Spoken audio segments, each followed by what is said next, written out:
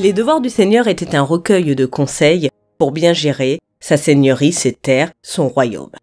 Et vous verrez que ces conseils sont encore valables aujourd'hui pour nos chers petits politiques qui devraient en prendre de la graine. Je vais donc vous lire des extraits bien choisis.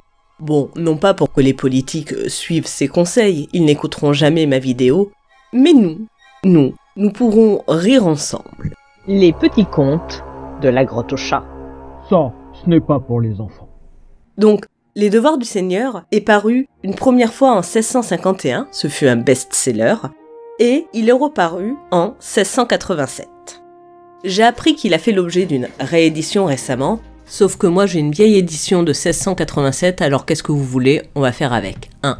D'ailleurs, vous remarquerez que le décor est sur les tranches. Il est à noter que la période pendant laquelle a été publié ce recueil est une période de paix. Donc ce sont les devoirs du Seigneur au-delà de la guerre. Les devoirs du Seigneur pour préserver la paix. Alors pour ces extraits, nous allons monter crescendo, commençant par des petits faits, et puis finissant par l'exercice de la justice ou de la solidarité. Vous me voyez venir, Et le bouquin commence en mettant les pieds dans le plat. La miséricorde sera accordée aux petits, mais les grands et les puissants de la terre seront pleinement tourmentés.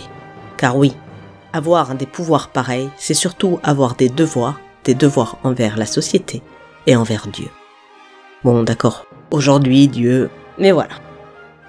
Page AIJ. Les seigneurs temporels, qui n'a commis que comme les lieutenants de sa puissance séculière, doivent bien prendre garde à ne rien entreprendre sur la hiérarchie de l'Église. Et d'ailleurs, je vous ferai remarquer qu'à l'époque, le mot faiblesse s'écrit en fait foi blesse. C'est la foi qui est blessée. Page 10. Lorsqu'un seigneur apprendra qu'un ecclésiastique ne se comporte pas selon les lois de l'Église, 1. Il va lui parler. En cas d'échec, 2. Il en informe l'évêque. En cas d'échec, 3. Il se procurera toutes les voies possibles pour que le scandale soit ôté de sa maison. Et dire que maintenant on se demande que faire des multicondamnés et fichés S. Page 17. Le Seigneur pourvoira à l'accomplissement de ses sujets dans la foi, non pas tant par sa propre autorité, mais par des voies indirectes.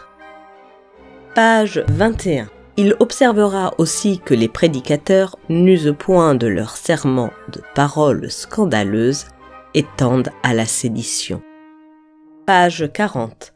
Il prendra garde en tout cela de ne point affecter d'y mettre son nom ni ses armes. Alors vous me direz que de nombreux seigneurs ont des bancs gravés à leur nom et des vitraux avec leurs armes.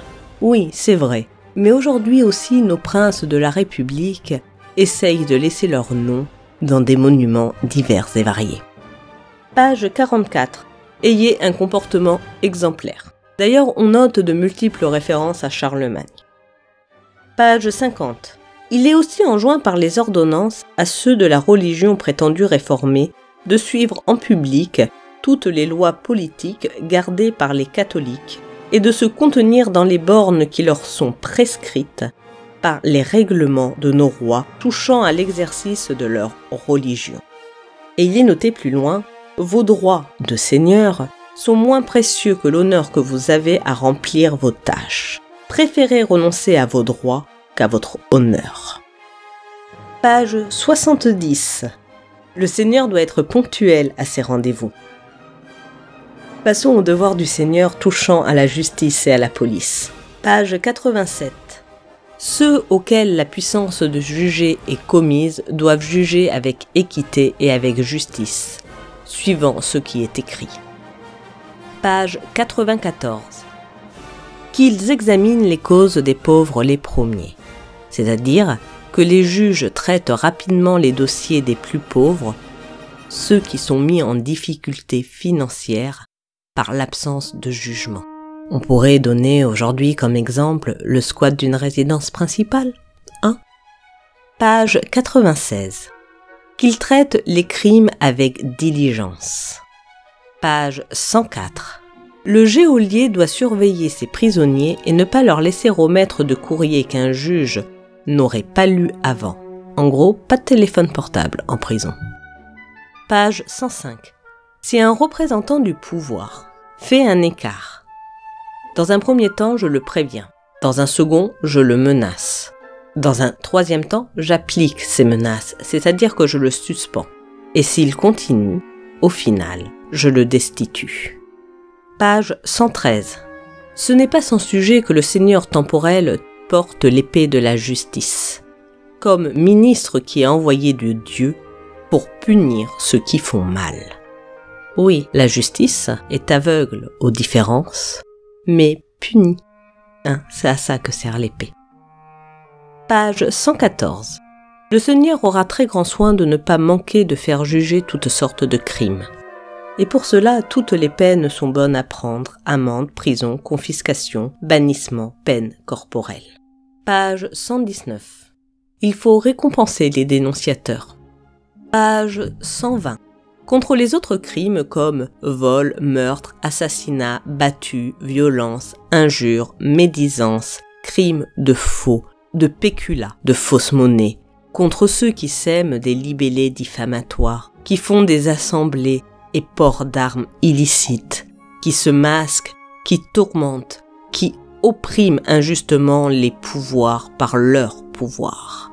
Les seigneurs doivent les punir très sévèrement, ne leur étant pas permis ni aux juges de composer pour aucun crime, ni de faire miséricorde aux criminels, mais leur étant, au contraire, très expressément enjoint par les ordonnances de les faire punir dans toute la rigueur de la justice. Page 129, on en rajoute une couche.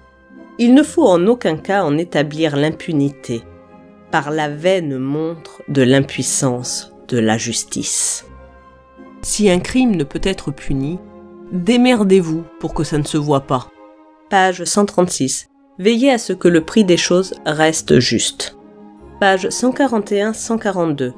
De donner ordre aux habitants des villages de sonner le tocsin, s'assembler et courser ceux qui auront fait quelques vols et quelques meurtres, et de donner aide et main forte aux sergents qui veulent prendre pour les mettre entre les mains de la justice. Page 143. De ne pas spéculer sur le blé, c'est interdit.